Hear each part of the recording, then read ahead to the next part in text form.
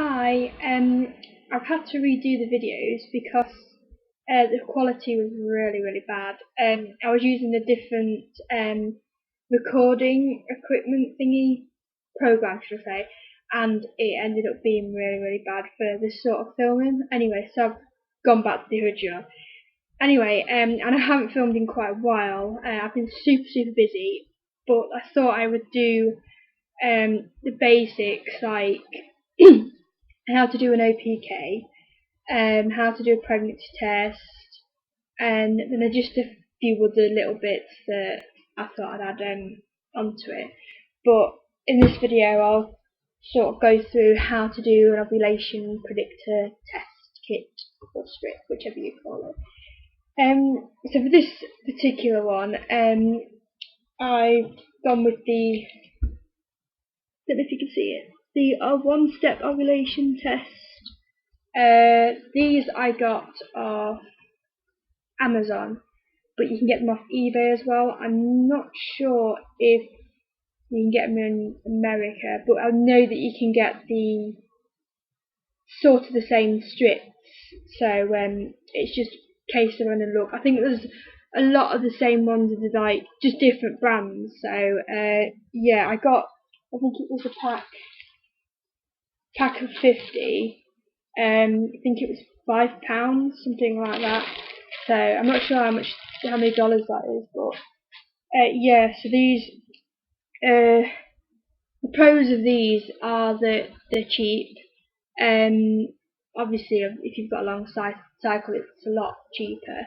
They're quick, and the results for me have been fantastic. I did have the clear blue, but I found that it was costing me too much money for the test strips, for the insert test thingy-jiggies.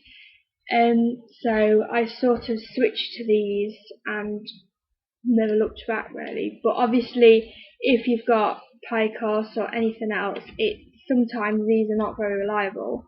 So I would look at clear blue because it detects, I think it's more hormones within the surge of ovulation, whereas this is just the one, I think.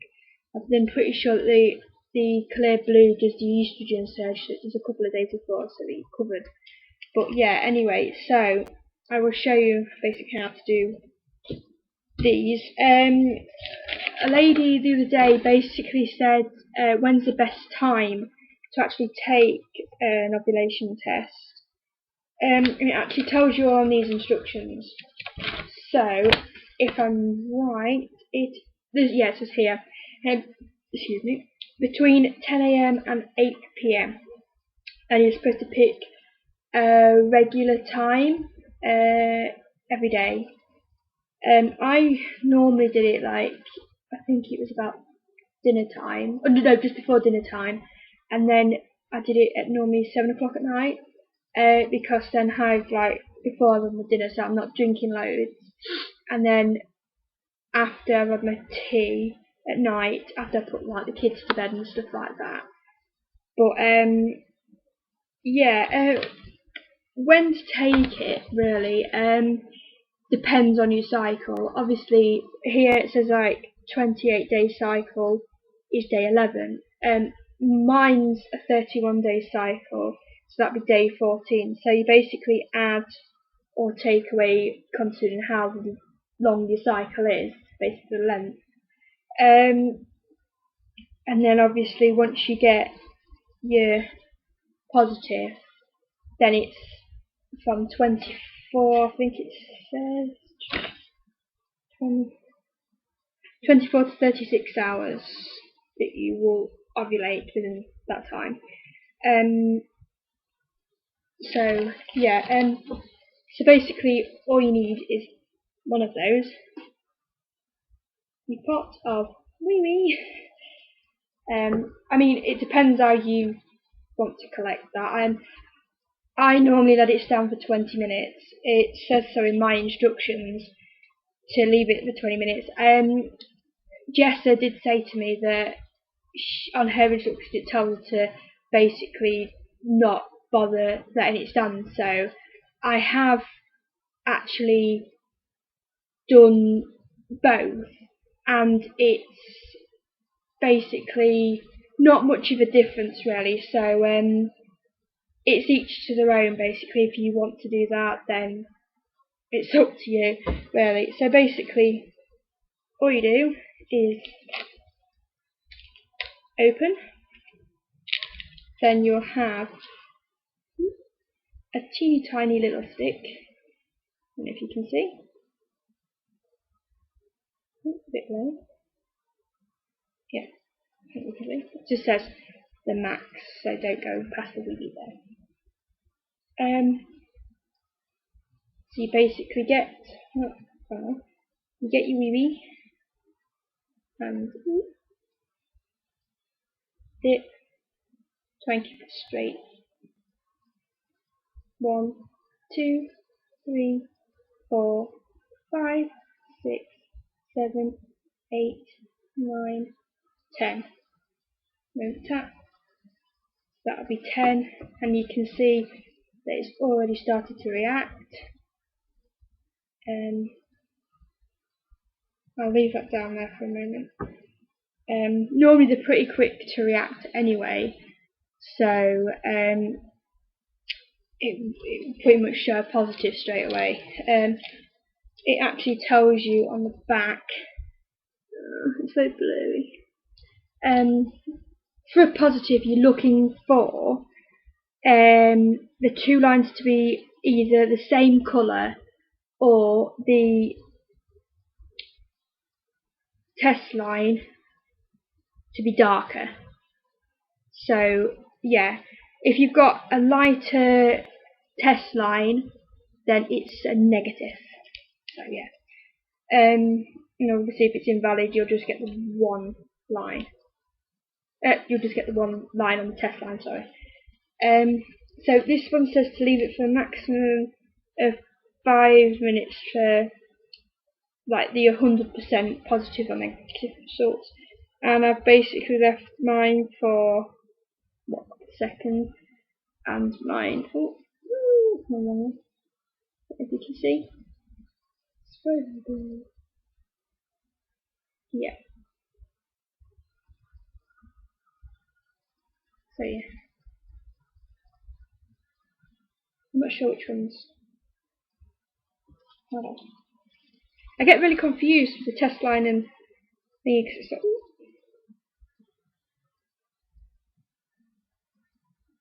yeah, I'm right. I think.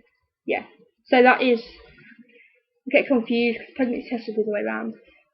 That would be classified as a positive. It's basically detecting my pregnancy hormone at the moment, because I'm pregnant. But yeah, but that's what a positive will look like. The first one. Oh, let me see if I'm getting this right. Wrong way. I'll do it from that way. No, that way. Hold it there. Right, from the green band. So you've got the green band at the bottom. Your first line is your control line. So you always want a control line, and then your other one is the test line. So you always want your test line to be either the same colour as the bottom line or darker like this, which means a positive. I hope I explained that properly. It confuses me, the lines, because on an actual pregnancy test it says control and test line, and I get confused.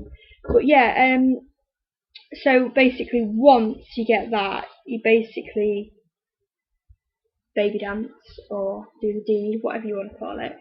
And then I normally do it 2 days in a row just to make sure. And then you basically covered. I mean, sometimes it depends on who you ask and where you research.